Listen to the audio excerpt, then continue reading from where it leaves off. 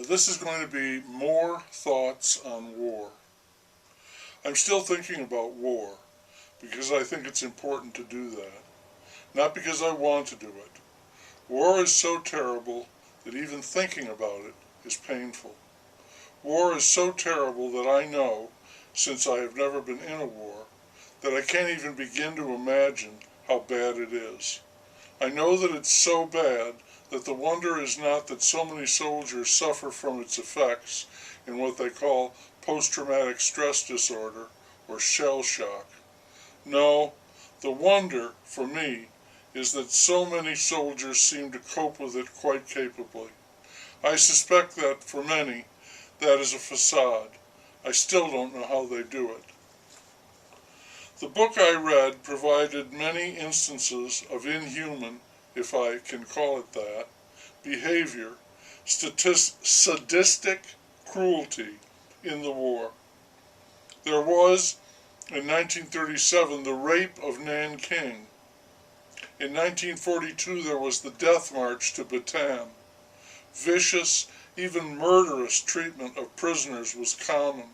The enemy is the enemy. Treat them like the enemy. Kill them. The firebombing and shelling of Tokyo was almost beyond belief. And the results of the atomic bombs on the civilian populations so awful and so well documented. There was plenty of torture, and there was also medical experimentation, if you want to call it that. And these vile things were happening all over, on all sides that were involved with the war. All is fair in war, they say, and that means, starkly, that nothing is fair in war.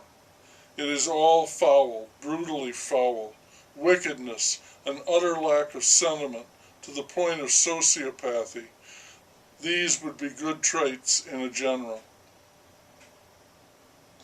In a twist, I think, when the war is over, to the victor not only go the aptly named spoils, but the victor also gets to put the enemy on trial for what are termed war crimes.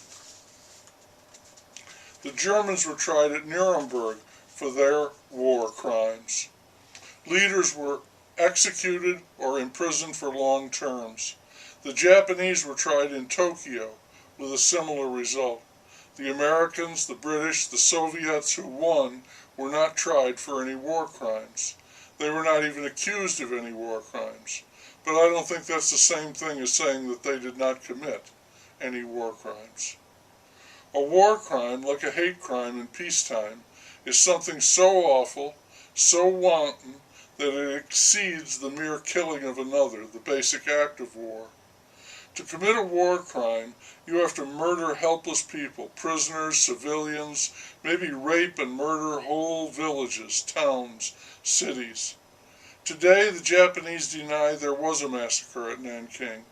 The Chinese claim it was much worse than reported. Since so much was destroyed, it is hard to say what is true.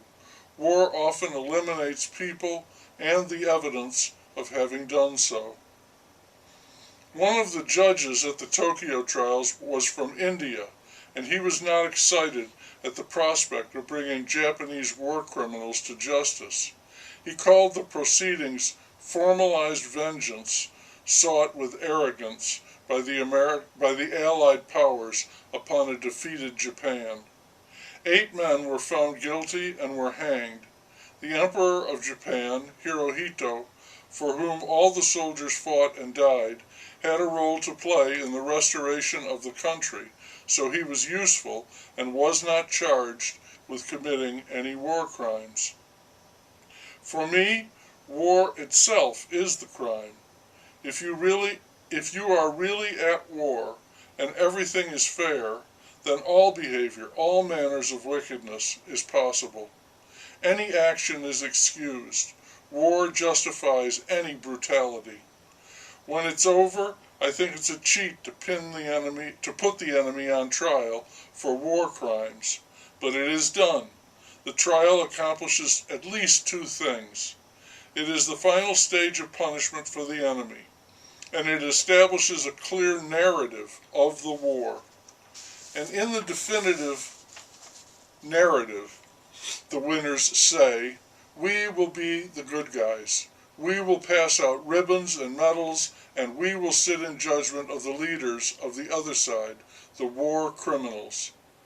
Losing the war was the real war crime, and that may be exactly why people will go to any extreme to avoid defeat.